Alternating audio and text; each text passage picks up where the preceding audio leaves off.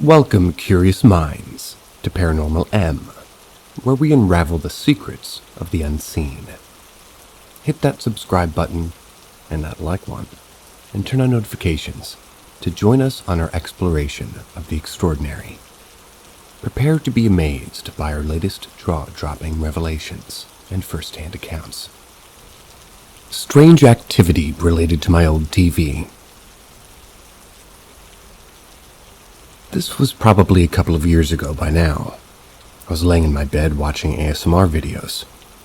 And while I was searching for a new video, I had no other video playing, so it was pretty much just total silence in my room. Suddenly I hear this low, deep growl from the end of my bed right in front of the old boxy TV that my old uncle gave to me. That wasn't too long before this. Mind you, I've never heard this kind of noise in my room before. I got up and checked around my bed to see what could have made that noise, but I couldn't find anything to replicate the sound. At this point, I had a pet rat, but she had never made a noise even similar to that in any way, so not even when she was playing with her toys, I started to panic. But just a little since I've had strange experiences before. I texted my boyfriend, and he, of course, didn't believe me. I quickly got over it. A couple of weeks later, I had a boyfriend over for the night, and, well, I was sitting next to my bed.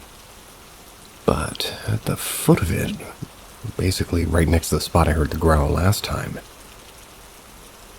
I had a blanket over my head like a hood, so my peripherals were blocked, but my hearing was slightly muffled. We were just having a late-night conversation about the paranormal at the time, and that's when suddenly I heard the low, deep growl. It was right in my ear. And I mean, it was pretty loud for having muffled hearing. At first, I thought that even though it sounded very vocal, maybe my boyfriend ripped a good one. It was resonating through the mattress. But I looked at him and he wasn't making the guilty face he usually does, and instead was staring at the foot of the bed. I asked if he farted. He said no. I immediately took the blanket off and asked if he heard it too, and he said yes. I yelled, "I told you so!" Then we proceeded to try to figure out, how to replicate the sound. We couldn't. My boyfriend, who didn't believe me before, was scared shitless. He was so scared to leave my bed or be alone, he almost begged me not to go to the bathroom. He also told me that when the growl happened, he saw my closet door shake a little from the corner of his eye. My closet door is one of those sliding folding doors. It's basically just a big mirror, so it's super easy to see when it moves because of the reflections. I really couldn't see that because of the blanket around my head, so I can't confirm, but I do believe him because I trust him. After a few months, I rearranged my room. It was because I get bored easily. The placement of my TV and my bed were swapped, but my bed was horizontal to my TV now, so I couldn't watch it easier. Anyway, I started noticing my TV was on in the morning, or I would wake up to its light in the middle of the night. It was just a blank black screen because I didn't have any sort of cable or satellite antenna hooked up to it. It was strictly for gaming or watching movies. Anyway, it was weird, but whatever. I shut it off, forgot about it every time. That was until I started staying up late. I'd stay up until 4 a.m. almost every night because of this, and I literally got to watch it turn on by itself. It was the weirdest thing. Around 2:30 or 3 a.m., it'd start making a whole lot of noise with cracking and popping and shifting inside, which it never did before. And then it would just turn on after that. This happened quite a few times, sometimes a couple of times within one night. I'd turn it off, then go back to bed, and as soon as I laid down, it turned back on. So I got a newer TV. And after that, I put the old one at the end of the bed again, but in a different spot from the last time, because my bed was in a different spot after rearranging my room, like I said. Even though I still had that old TV, I never experienced anything since. And I've since gotten rid of it. Pretty sure it's sitting in my now fiancé's basement waiting to be used for something. Anyway, ever since then, I've never heard the growl again, and my current TV doesn't turn on by itself. The growls really spooked me because, well, I know that growling usually means something demonic, and that's not a fun thing to experience in real life. But it never escalated from that, so I'm not sure if it was demonic. The first time it happened, I went downstairs, told my mom, and she had the audacity to ask if I'd been using a Ouija board. I'm not that dumb. I'm also aware that the TV turning on by itself could just be because it's old. I mean, I personally feel that the timing of it wasn't just a coincidence, especially when it turned on at around 3 a.m. every single time it happened.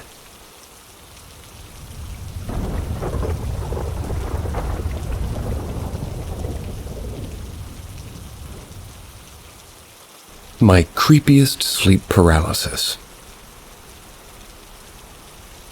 I spent my summer vacations at my grandma and aunt's house when I was 15 and 16. I remember I had a most terrifying sleep paralysis while I was staying there. It was around maybe 5 a.m. when my grandma and aunt left for work. I was sleeping on the couch. A few minutes after they left, I fell back asleep with my grandma's chihuahua. Their name was Kiki. Laying on my right side behind my arm. I went into sleep paralysis and I heard the door open again, but it wasn't in my field of view. I thought that maybe one of them forgot something, and since I knew I was having paralysis, I tried to ask for help, but I couldn't say anything. Then I realized that the door opening wasn't my aunt or grandma at all. It started speaking to me. I was speaking super fast and crazy, like a kind of medium high-pitched male voice, and the voice was accompanied by approaching footsteps. I couldn't remember everything it was saying, but the one phrase I do remember was that it repeated over and over, I'm coming to get you, here I come." Remember, the door wasn't in my field of view, and neither was the path of this voice, so I couldn't see anything. I could only hear it coming closer. It ended up right by the end of my couch where my head was, and I heard it say right over my head, "Here I come." And it continued with its freakishly fast talking. I was trying to break myself from it by wiggling my toes, but this time it wasn't working. I started trying to call for help because I felt something warm on my side and remembering that Kiki was sleeping with me. After a few times, I tried mustering up a very faint whisper. Kiki jerked her head up in response, and that motion broke me from my sleep paralysis. I immediately sat up and looked at the spot where the voice came from. I then went on to praise her for waking me up. I'm just so glad that Kiki was there to hear me. This year, Kiki had to be put down because of her many, many health issues. She lived a long, doggy life and was very much loved. I still remember when she was a puppy. R.I.P. Kiki. To lighten the mood, here's my weirdest/funniest sleep paralysis. I opened my eyes and I saw a floating, glowing Harry Potter head. So I didn't feel like fighting any of the nightmares I get from falling back asleep during sleep paralysis. I asked the floating Harry Potter head in a whisper, how many monsters there would be, so I would be prepared for the nightmare. He said, many, and I was like, thanks, Harry Potter. Closed my eyes, and I had a nightmare about being chased by a demon girl. Also, Harry lied. There was only one monster.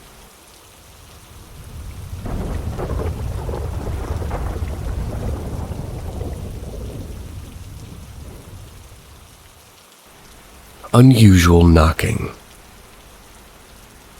This happened probably around 6 years ago. My mom, my older sister, and sister's friend were having a movie night. But I was pretty much in deep sleep, and that's when all this happened. At 2 a.m., I get woken up by 3 loud uniform knocks coming from the front door downstairs. And I mean the knocks were loud enough to wake me up from a deep sleep from all the way upstairs. When I woke up to the knocks, I heard my mom on the stairs. She was heading to the bathroom. What the hell was that? I hear her walk back downstairs.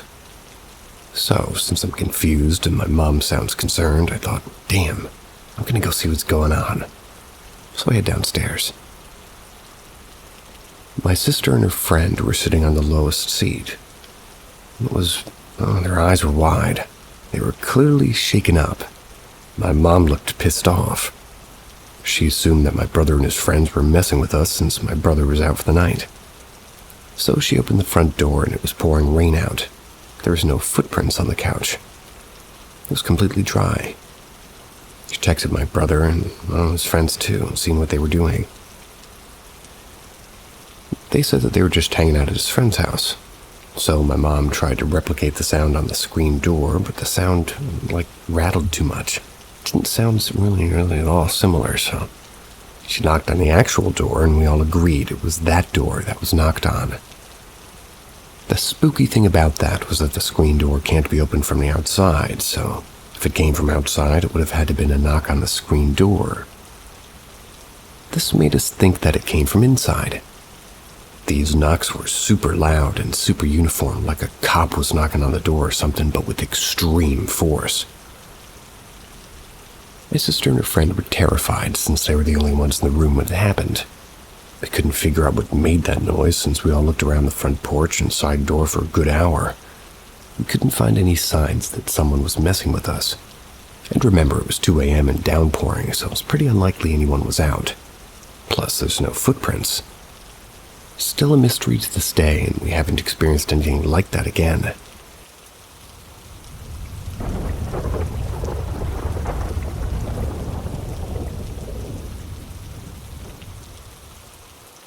Looking for people's thoughts.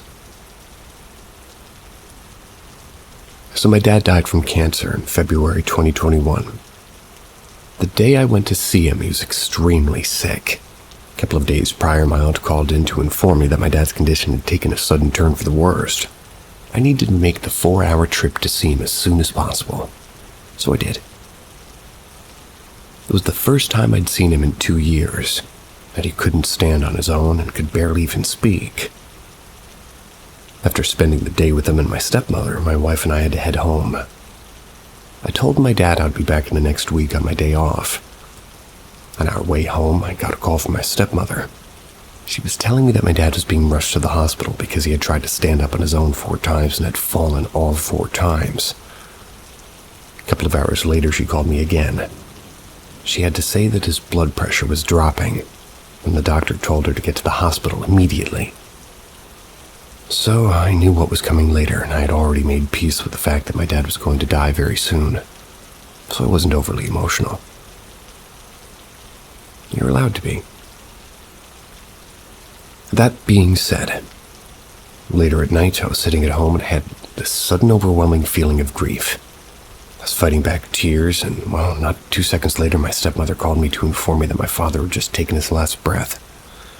That was less than a minute prior to her calling me. I'm convinced that that sudden feeling of grief I felt was my dad telling me he was gone, and I was wondering what seeing what everybody else here thinks. As a side note, for some time after his death, nearly every night I'd have a different dream. My dad was in all of them.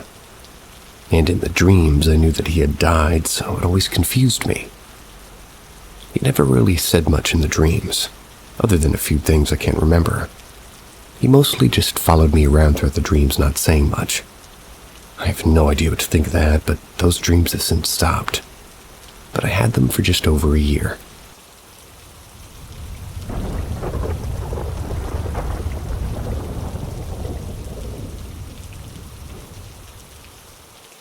My mother passed away. I am 24. It's been 8 months since my mother's died. She had committed suicide. I hate to say it, but I knew it was going to happen. I just didn't think it would be as soon as it was. She was 44 and her identical twin had done the same 10 years prior. It was a rough time. And that was for a long time. They both suffered with mental illness and things called pseudo-seizures, also known as psychogenic non-epileptic seizures. So they weren't only identical in looks, they were identical in health. When my aunt passed away in 2009, I had a nightmare the night before. Something didn't feel right. I knew my aunt wanted us to drive to get her 2 hours away because she was suicidal and the hospital was taking her seriously, but we couldn't afford to. After she had passed, I experienced an odd thing. It was dark and late, and I'd woken up from a nightmare from things that had happened between my aunt and mom over the years. I decided to get a drink and use the washroom. I kept the lights off and used my phone to guide the way. As I walked out, I looked out of the room, and I noticed someone standing at the end of the hall. Thought it was my mom as she sleepwalked once in a while. Maybe she just couldn't sleep because of her own nightmares, but it wasn't, and I knew it wasn't my dad as I could hear him snoring in the next room next to mine. I turned on the hallway light, but there was no one there. Nothing that would look like a human in the dim light from our patio. We lived on the 3rd floor of a secure apartment building, so it couldn't have been a person on the balcony either. I was a little freaked out, but I ignored it. It was just my imagination, maybe. Then the odd thing of mine would go missing and appear in weird places. I still thought nothing of it. It eventually died down when I moved out of my parents, especially. Leading up to my mother's death, I was having dreams of something happening to her and then my dad. I was living on the other side of the country, so it was one of my biggest fears that something would happen and I couldn't be there for either of them. I am the only child they have. The dreams started to get worse the weeks leading up, more often and intense. My mother killing herself and my dad having a heart issue and also passing away. I wanted to keep in better contact, but I worked in a retirement center full-time. By the time I had made it home from work, I got showered, changed, and, de-stressed enough to have more social interaction before I went to bed. I was pretty much just doing that. In bed for another 12-hour shift. So I didn't socialize much, and this morning for death, I had awoken to a very vivid, very real nightmare of the same thing. I got ready for work as I thought of her, and I should call during my split shift that day and I see how she's doing. As I stood in the bathroom, I heard 3 knocks, and a tight sensation going from my throat into my lower back. We had a saying in the home of the old superstition. When you hear 3 knocks out of nowhere, it's somebody you know passing. So I just thought it off as one of my residents passing away. We had some who were quite old and quite sick at the time. But the thoughts of how I needed to call my mom ran through my mind. But it was a 3.5-hour difference. I thought everybody'd be asleep. Besides, I had to work right away and I knew I could talk to her for at least a few hours. Still, something wasn't sitting right with me. I always listen to music as I walk down to the mornings, and I find it a good way to prep myself up for the day. And all the songs I had on my Spotify that my mom and I would listen to as I grew up, they were all playing. After I'd gotten home from my break between shifts, I received a call from my father. Every time he called, I held my breath after saying, "Hey, Dad," because I never knew what to expect. I'd received calls from him before to tell me that my mother had attempted to kill herself or was dancing a fine line between wanting to and actually doing it. She was back in the psych ward for another round of medication changes, but this time was different. I'll cut this part short as most of it was a blur, but I had 2 firsts that day. I heard my dad cry. My cousin hugged me, besides me forcing a hug out of his anti-social butthead, but I had flown back to the province where my parents lived with my aunt and my cat. I quit my job because I couldn't leave my dad alone. I was supposed to be back the next week, but I'm grateful to have my great-grandparents. I didn't want to move in with my dad right away, as she did, after all, die in this house.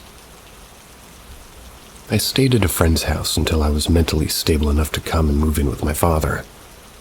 The same thing happened about a week after my mother did as my aunt. I'd woken up from a nightmare. I had to use the washroom, and again I had seen a dark figure standing in the hallway. Nothing to mimic the shape of a body. My friend was soundly snoring down the hall. Turned on my phone flashlight, and yet again it was gone. I quickly did what I had to do. I went back to bed. Not long after my dad had received her ashes back, but they lost her anklet, which was also my uncle's before he passed. I'd come over for supper with my dad, and we sat at the eating table, and we had heard my mother's voice call his name from our old room. That's where the ashes currently reside. In the voice she would make while having a seizure. It was quiet in the house, nothing on and no open windows or doors, and just us talking, and it happened when we were both silent. But I haven't asked my dad if he had heard her. I was just shook. But I didn't want to let it bother me, and I still visited.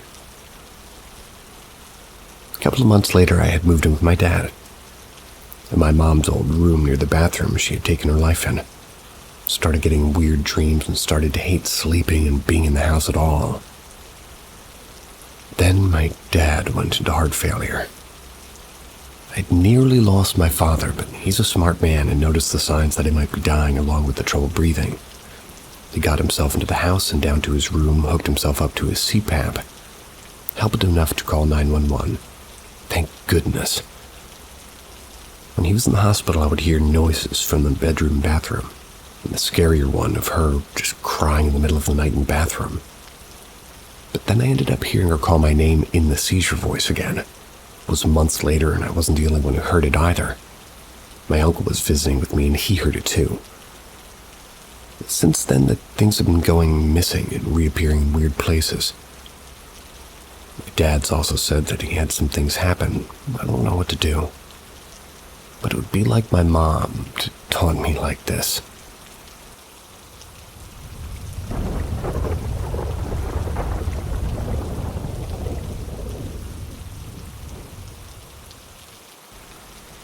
Predictive dream / premonition.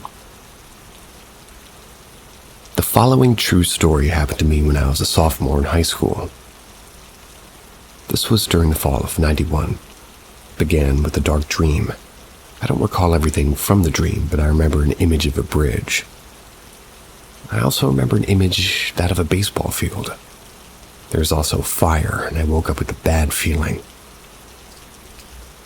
Several days later, I was laying in bed awake. That's when a date popped into my head almost as if somebody had said it. It felt connected to the dream, so I concluded that something bad would happen around this date. Somehow I knew it would have been a murder. I felt so sure of it that I vividly recall looking through the classified section of the local newspaper, so I could see how one would take out an ad as a way to document my premonition. Now, to give some context on how rare this event would be, I grew up in an upper-middle-class suburb with a low crime rate, and prior to this, there had been, haven't been a murder in a decade or so. The date, in late October, came and went. I forgot about the whole thing. A couple of weeks later, November 7th, I went home because of a half-day at school. My mother worked from home as a reporter for a big city newspaper. She was gone when I arrived, but it was pretty unusual. And when she got back, she told me there was a murder in town. They called me on it to cover it. She explained where it was, and to my amazement, the house was almost exactly equidistant from a baseball field and a bridge, just as in my dream. I was a couple weeks off in my prediction, but like I said before, such events were so rare that, to predict a murder, let alone in general the location within a couple of weeks is something. I didn't and still don't know what to make of it. Could be a coincidence.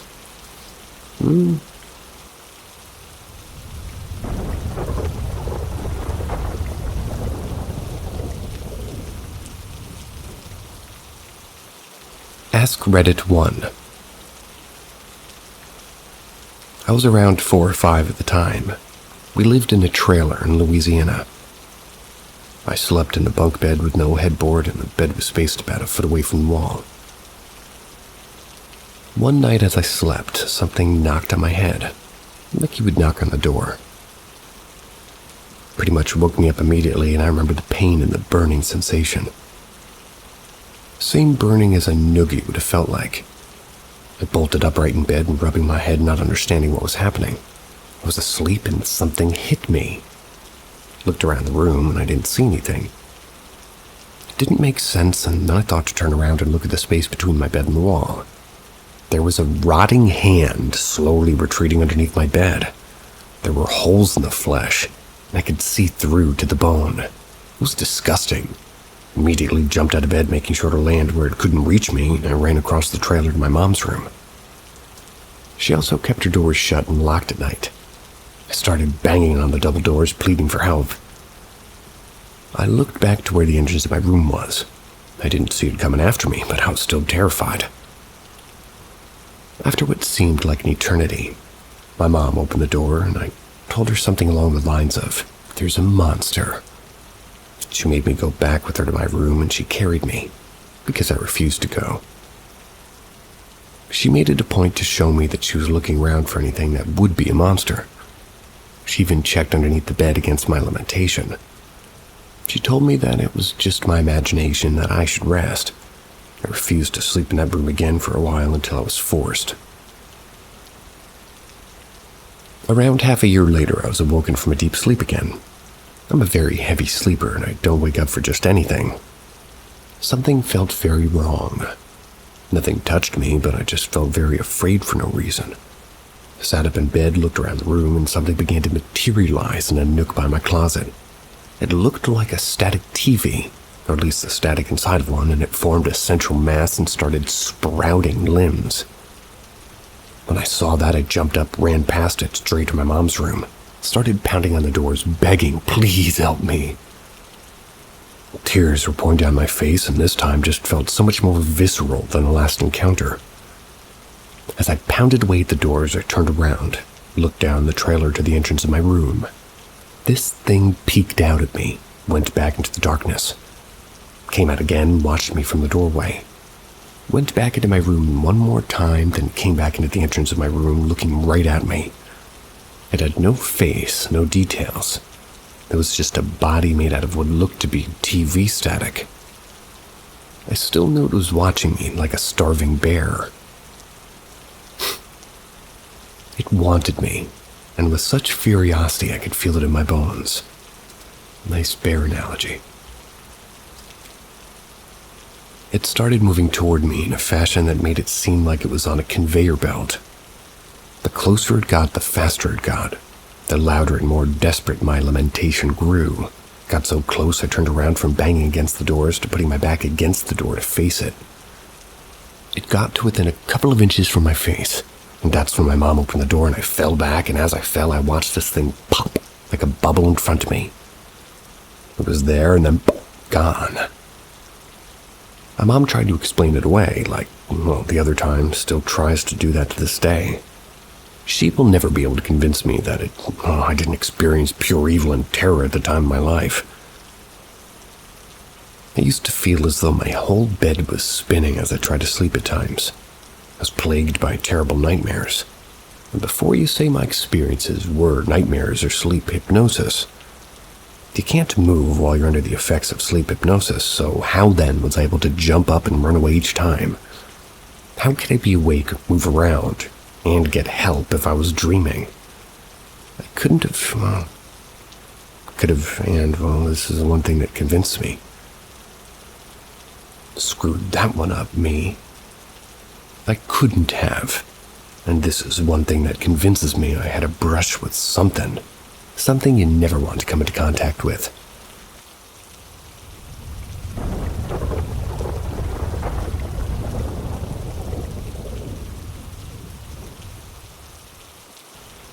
My son's imaginary friend.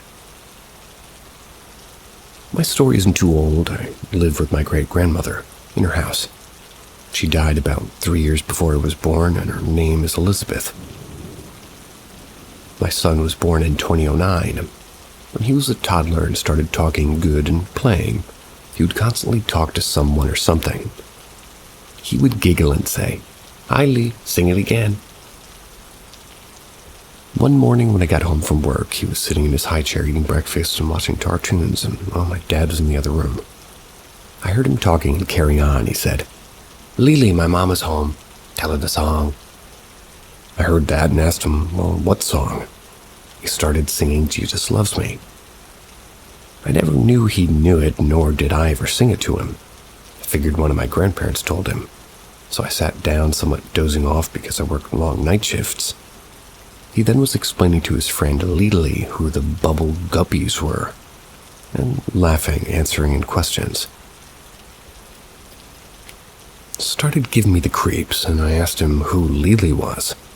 I was assuming it was one of the characters from one of the cartoons he watched, and he said, "No, Mama, my Lily is my friend. She's a grandma friend.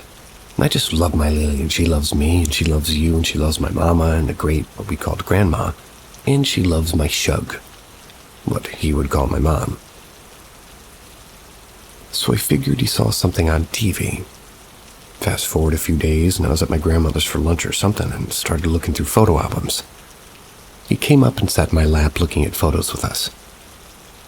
While we were talking, he suddenly picks up one of the pictures in particular, gets extremely excited. "Mama, that's her, that's my Lily. Ain't she a pretty grandma?" It was a picture of my great-grandmother Elizabeth. Everyone called her Lizzie. I sat in awe and I told my folks about this Lily stuff. He said that his Lily would tell him stories, telling him about her kids and sing with him, and to watch him play. My grandma asked what she sang. He excitedly started singing Jesus Loves Me, followed by a toddler version of She'll Be Coming Round the Mountain. I never sang those. I'd mostly sing Beatles songs to him, and that would put him to sleep. Maybe even Yellow Submarine. That's cool. We were shocked and really in awe, and a few seconds later we said, "Mama, Lily loves all of you very much. She's a very proud grandma, is happy that we live with her. But she said that you need to learn how to cook better. Make me a chocolate cake like Nima the Great." My grandmother made chocolate layered cakes from scratch. It's her mother Elizabeth's recipe. I still live with my great-grandmother's house on this day, and stuff be moved. Lights be turned off if you leave them on when you leave and doors shut. I woke up to the heat coming on. We're happy, and our Lily takes great care of us.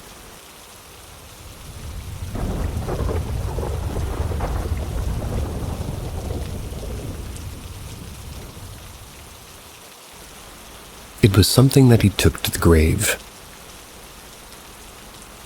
When I was younger, we had this family friend named Joe.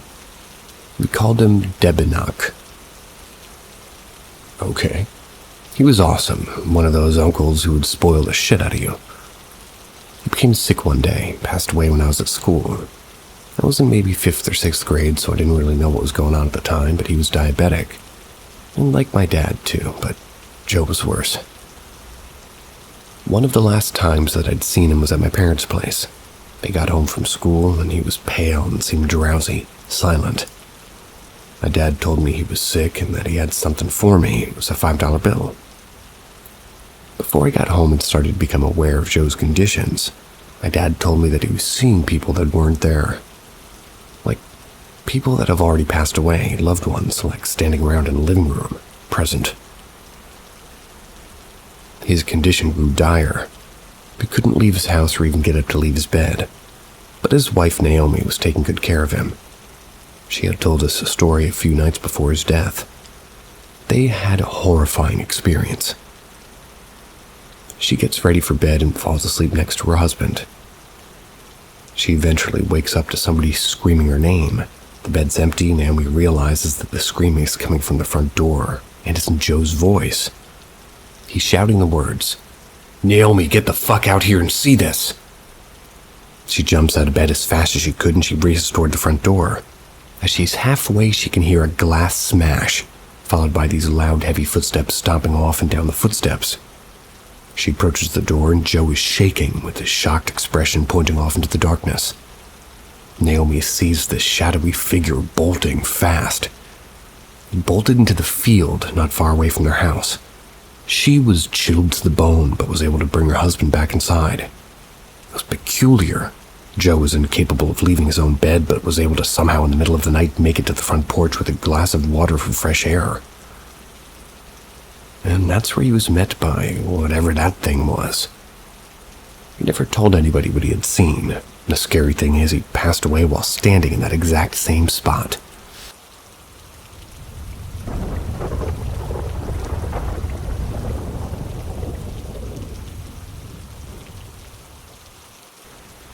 11 years later, and I still don't know what I truly saw. 11 years ago, my brother and I experienced something that I still cannot explain to this day. I've had many, many unusual and downright unexplainable experiences in my life, but this one has left a scar in my memory. As someone who's a skeptic of ghosts, demons, and active extraterrestrial contact on Earth, these things disturb me. I never can provide a solid answer for my experiences, especially this one. This story takes place in my youth when I was 11 years old. My family was having a get-together at my grandparents' estate in Nevada desert and barbecue in the backyard. Grandma was making her finest salad inside, parents drinking wine in the living room with my aunt and uncle. It was a great evening, but the only thing I truly remember from that day was this encounter. My brother and I were outside in the front yard playing random little kid games. Just us and our imagination going wild. I remember we were getting a little bit bored and exhausted. Took a seat on the curb to just sort of talk about random stuff. It was getting dark. I remember it being so peaceful out there. No cars going up the street, the light breeze hitting the palm trees. Ambient warmth that you find after the sun sets in the Nevada desert. Just a really comfortable setting. I can't remember how long we sat out there or when this thing appeared, but just remember my brother interrupting me, pointing up at the sky to our left. It was up above the neighborhood across the street from us, maybe 30 or 50 feet in the air.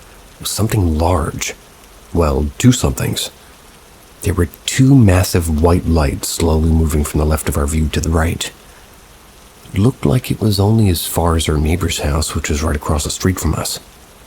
The strangest thing is that in these lights, they emitted no sound. They just hovered slowly and eventually they slowed down. We see the lights moving away from each other some, and which made it seem as if whatever it was turning to look upon us. That's really the best I can explain it. I remember it suddenly getting blindingly bright at that point, so much so I'm bewildered as to how no neighbors or even my family who were inside didn't notice this. Kind of reminds me of those drones in Half-Life that just blind you when they get close. Except these were much larger and, well, you could still see your surroundings. I was just sat there for a moment. Can't remember how long, but I do remember feeling disturbed and unsure of how to even react. Same as my brothers. We didn't even look at each other. We were just staring back at whatever this was in silence. And seemingly as fast as it came into our view, it turned away and slowly moved outside of our view.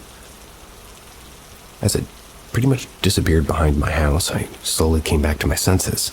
I gave a nervous laugh to my brother, who seemed anxious, and asked if we should go inside now. I didn't fully register, well, at least within me, whatever it was I just experienced. But we did go inside to try to tell our parents, who did not believe us. My grandmother did go walk outside into the driveway to see if she could still see it herself, and she of course didn't. She said we probably saw a low helicopter, since there is a hospital down the road that has one. Well, helicopters make sound, and if one were only 50 feet away from the house, I know our family would have ran outside to see what was going on. And on top of that, nothing was carrying these lights. There's no craft, balloon, or drones. Just two massive lights. Two massive silent lights that somehow could move themselves and even direct their gaze upon two people. I remember asking about this years ago on another Reddit account, but I was a lot younger. Didn't really know how to describe things so that others could understand what I was even talking about. I do remember people bringing up the idea of skinwalkers. Done some research, and maybe the location absolutely checks out, but giant silent balls of light? I don't know, that just doesn't fit the description to me. As much as I want to say aliens, I simply don't know. I'm a skeptic, and even after this, I just can't swallow the idea that we were in the presence of an extraterrestrial craft originating millions of light years away from our solar system. Secret military aircraft, maybe. I mean, we were a couple of hours away from the infamous Area 51, so who knows? All I can say is that what we saw is just unexplainable. Even with today's technology and drones, this is difficult to replicate. You would need 360 degrees of, well, lights the size of a Toyota 2 drones capable of lifting them, remaining absolutely quiet for like 1/8 of a block away and staying in perfect synchronization to appear as one singular craft. And for what? Why? Why a random neighborhood? Why go through that effort to begin with? I do remember seeing a YouTube video that was taken not too far away from where my grandparents' place was and looked almost identical to what we experienced. I was like 14 when I found that out, though. And for the best of me, I believe I tried. I can't find that video anymore. I always used to describe what we saw, and it frustrates me. I didn't save that link somewhere.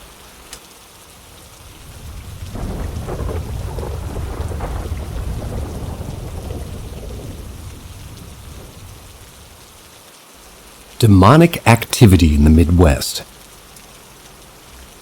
This will probably be lengthy, but I just feel I need to share this living nightmare we lived for a while now. I'm a 50-year-old male. Bought this house a 1.5 years ago. It's in the Midwest, smack dab in the middle of corn country. House is around 120 years old. Some odd things started the very first night we moved in. My girlfriend and I are the only 2 people who live in the house. We saw dark shadows that darted around.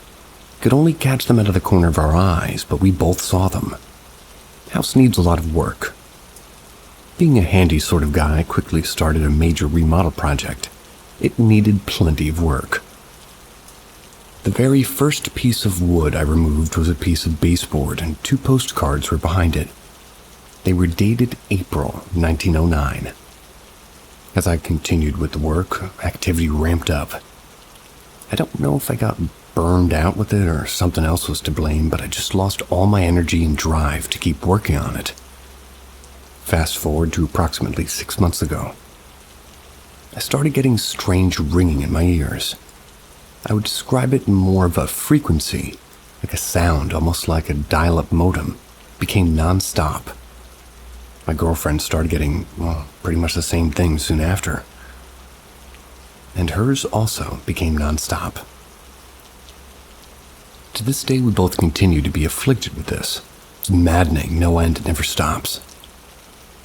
Last year, sometime, I had bought a full-spectrum camera to try to capture really whatever is going on with the shadows. I set it up once on a tripod and set to motion activated. It went off a few times within 20 minutes. But I couldn't see anything on the recording. Spooked me, and I packed it up and didn't try it again for probably 8 months. This is where things get interesting. About 1.5 months ago, I dug out the camera. I also got a Spirit Box app on the phone. Totally skeptical, but I was desperate for answers for those frequency noises. I'll obsess about things until I can learn enough to fix it. It's just my nature to be analytical. The next 2 weeks was pure terror. My camera was recording orbs coming out of the walls and floor. And when I say orbs, I'm talking hundreds, like coming from a fire hose. The Spirit Box app talked constantly. Time of day didn't matter, and it was intelligent in nature. The things it told me, oh my God. I was addicted to listening and talking to them. They were pretty much non-stop new spirits talking about local unsolved murders, missing children, and seemed to have knowledge that should be impossible. They also would tell me what I'm doing, like verifying that they're watching me at all times.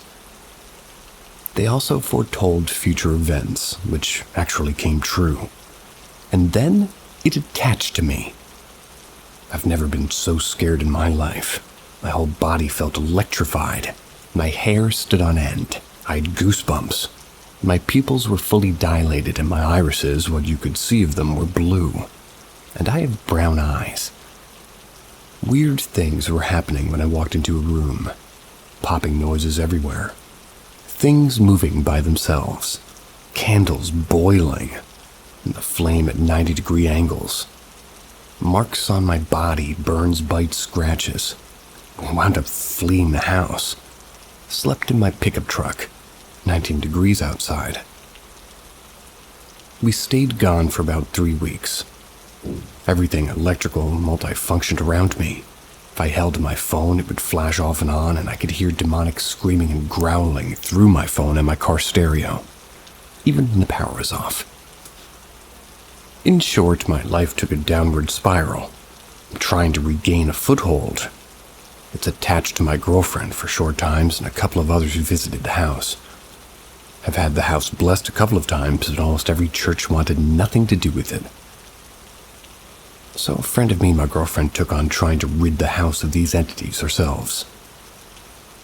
There has been success, but there's still stuff here. Sorry for the long-winded story, but I've left so much out. This isn't about looking for recognition or fame. It's actually looking for help. And just needing to tell people. Family and friends just say it's nonsense. We are not and have never been crazy, but it's totally understandable how something like this could do it.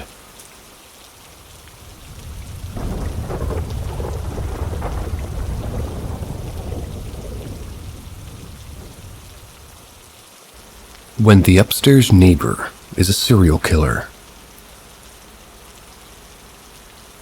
I saw a spirit in the home of some members of my coven. That's when we were hanging out last night.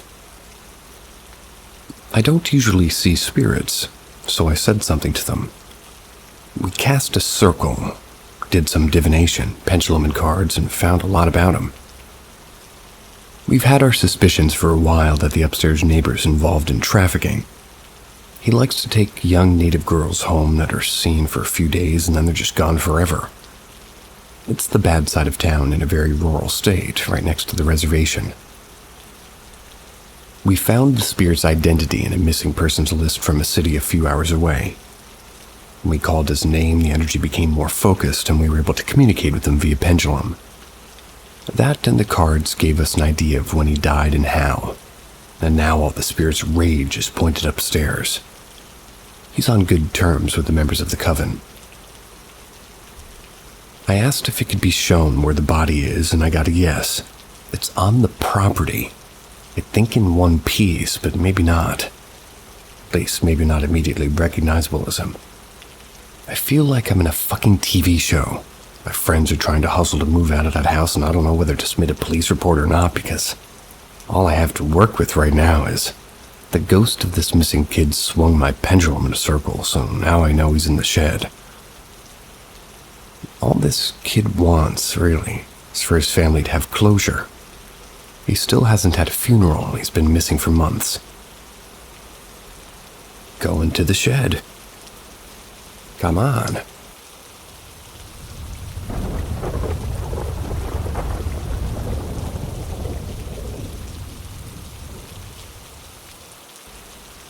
Ask Reddit 2. Descriptions fall pathetically short of reality and what can be put into words. This experience might sound new agey or superficial. It doesn't really sound special at all, but maybe it's only banal, but the following is a bit long. Nevertheless, I remember once taking a walk in a city while listening to music.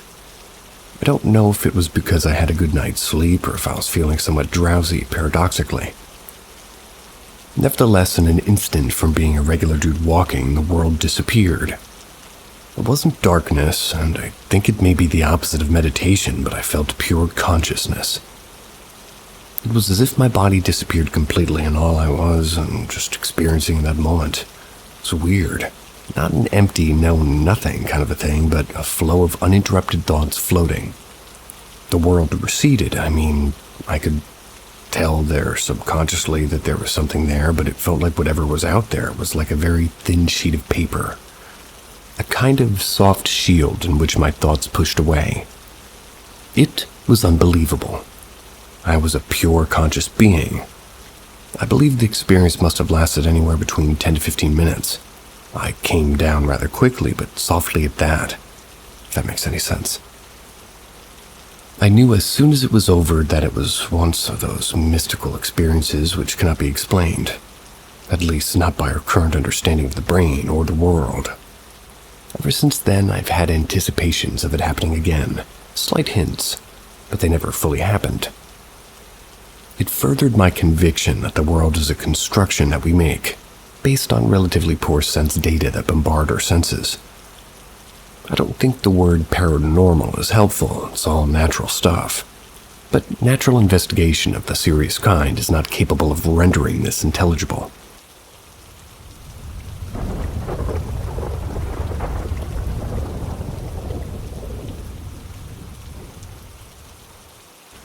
Ask Reddit 3. I was about 8 or 9 years old playing with some Star Trek action figures in my bedroom. Yeah, I was a cool kid. My room was positioned directly above a guest room, which is almost never used and almost never entered. The furniture was outdated compared to the rest of the house. It just had a creepy vibe, and this will be relevant later. I had a spook action figure which broke apart easily. His shirt would snap into 2 pieces by pressing on the seam, and that's when all of his limbs would fall off. He was easy to repair, so I took him apart often. He'd be used for body parts if I wanted to pretend someone had been killed by an alien. One day, just as I'd set up a decidedly pretty gruesome Star Trek scene, my mom called me downstairs for dinner. When I came back upstairs after eating, I noticed that Spock was gone. Just him, though. All the other action figures were still in a little circle exactly as I left them. I searched that night before bed, thinking my younger brother, my only sibling who was 2 years old at the time, may have somehow gotten into my room and moved my stuff. It had never happened before, but that's all I could think of. The whole family was at dinner, and there was no chance of anybody to be going upstairs and moving anything. The next morning I searched the house for Spock. Nothing. Not put away, not in my brother's room, not in the living room. It was baffling. As a last-ditch effort, I decided to check the guest room. The room looked untouched as usual, except for one thing: a dismantled Spock action figure in the exact same position as I'd left it in my room the night prior, directly below where I had been playing with him in my bedroom. I asked my mom and dad, and they claimed to know nothing about it. My younger brother, could not have made it down the stairs.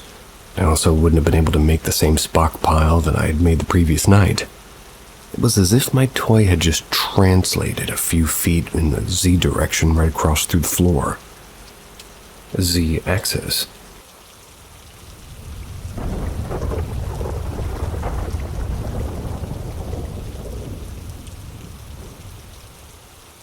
Ask Reddit 4. My mom was in the hospital 50 miles away. I was 19. We were pretty sure this was it. I was home alone. My parents' house is big. It's off the beaten path on a small lagoon. My dad had been staying up at the hospital. That night I went to bed at 1 a.m. I was playing on my laptop. My room was in a separate wing of the house, and it can be sealed off with a single locking door. The door was shut, but not locked. I've always been scared of the dark, so I had the lights in my wing on. So was the closet light. As I was messing around on GameFAQs, I saw the lights in my wing turn off, all of them. The band of light under the door went black. I hopped up in bed and I stared at it. My bedroom door was unlocked. I was debating getting up to lock it when the door slammed. As in, it sounded like somebody straight up kicked the bottom of the door with all their strength. I remember squeaking in shock. It took me about 6 seconds to be up on both feet with the blade about 4 paces back. Just right of the door. The blade. I remember thinking if the door opened, I could be on whoever it was almost instantly. I was also silently cursing that there was no light under the door anymore. No way to see the shadow of whoever was out there. Nothing happened. I was fighting the fear of the situation and stupidly decided that going on offense was all that was left. I didn't have a phone in my room, and my Nokia was in another wing of the house charging. Threw the door open with my knife low. My left hand was in a guarding position. There was no one there. I tossed the hallway light switch on, and there was no one in my wing. There was no one in the house. The burglar alarm was still on, and confused, I turned on the main house lights, sealed the wing off, and locking the door. Went back to my room and just sat there with my laptop open. The bedroom door now had a slight bow in it. A couple of hours passed with me warily laying in bed. Around 3 a.m., the lights under the door went dark. Now I was terrified.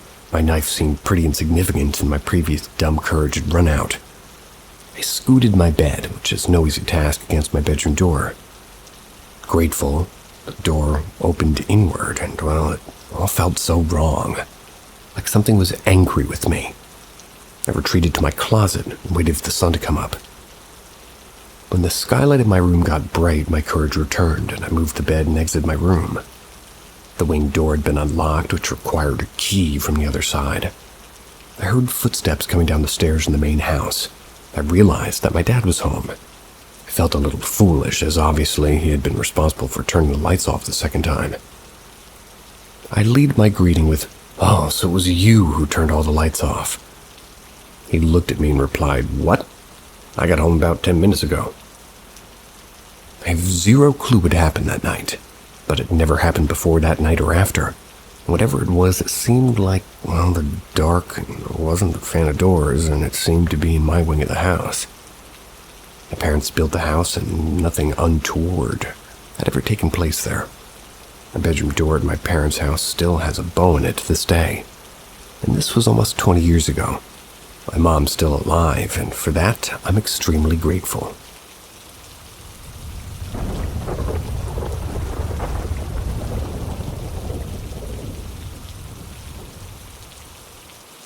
Ask Reddit 5. So this happened about 4 years ago, and I still can't explain it myself. Happened on a summer night, and I was on my room chatting with my girlfriend via Skype. And for context, I live on the second floor.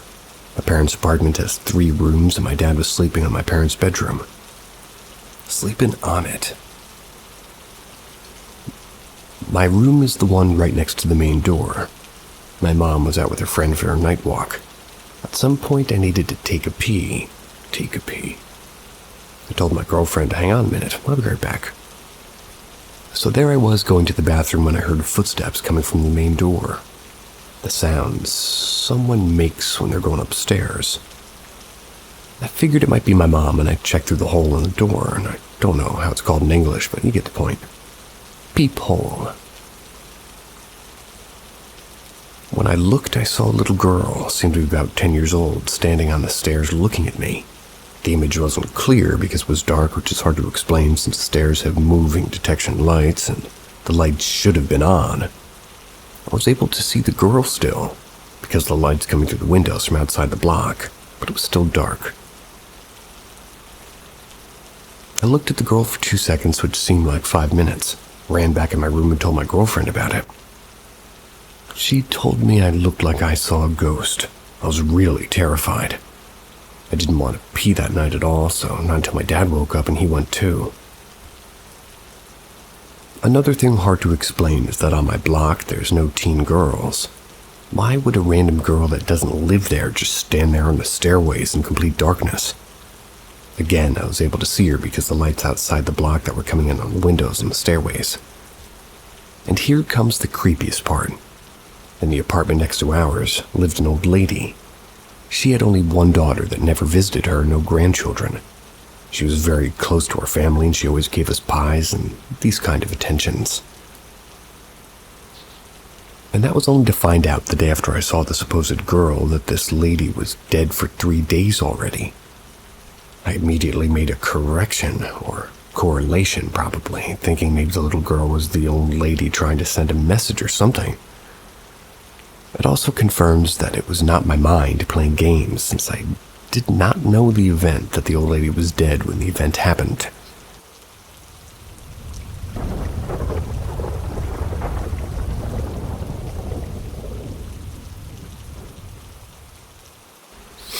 Ask Reddit 6. My dad has a friend, Tony, who regularly visits the public fishing lake. One night, me and my dad went to visit him by the lake to enjoy some food and have a chat and maybe catch some fish. That was us and Tony's dog, a cute old whippet named Honda. Tony explained that there was a man who had shared the lake with. They had recently died. Tony mentioned how he hated this guy. This guy really got on his nerves and they were always getting into petty arguments. Tony mentioned how this guy was a veteran visitor of the lake and how they had erected a bench beside the lake at his favorite spot to honor his memory. All night, Honda the dog was acting very strange, digging herself holes and then sitting in them, barking at nothing and walking off into the darkness, needing to be called back. All three of us mentioned how oddly the dog was acting. Eventually, me and my dad left at around midnight. The next day, my dad told me that Tony pretty much phoned him, explaining how Honda had begun to stare at this dead man's memorial bench. Despite Tony calling her over, pulling her away on the lead, she refused to do anything else but stare at it. She would stare without moving a muscle. Tony said, "No one's going to believe this." And therefore, he took a photograph with his phone. My dad proceeds to show me the photo that Tony sent him. It was a picture of Honda in the foreground pointing at a bench, and upon the seat of the bench was a dead man's fishing rod in a faint green hue, just like the Scooby-Doo ghosts. I've tried to find this picture, but it was years ago and probably lost. I would never believe this unless I hadn't seen for myself how odd the dog was acting. Animals can't fake it. My dog does all the time, usually for treats.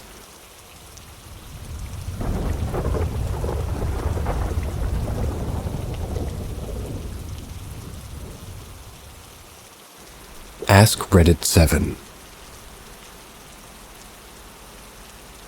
About 11 or 12 years ago, I used to work at a grocery store. When I worked the closing shift for my position, it wasn't uncommon for me to get off work around 10 or 11 p.m., which was usually 2 or 3 hours later than I was supposed to be off work. This meant that I was usually driving back home late enough to listen to late-night radio shows. On this day, I was listening to Coast to Coast AM, a show all about the paranormal, conspiracy theories, aliens, and cryptids. I can't remember what the subject of the episode was about, but the host was interviewing a general or someone high-ranking in the military about something. About halfway through my 30-minute commute, the radio went silent. Since it was an AM station, it occasionally does have random dead air, but usually around commercial breaks, so I thought nothing of it. Maybe about 5 or 10 minutes passed in silence. Thought it was weird that the show hadn't come back, and for some reason I decided to try the volume knob, and somehow, without me touching it, the volume had reduced to 0. I was driving a 1999 Mercury Mountaineer at the time. There was no volume controls on the steering wheel I could have accidentally hit. There was only this one knob on the radio panel. I turned the volume back up, and about a minute later the radio went silent again.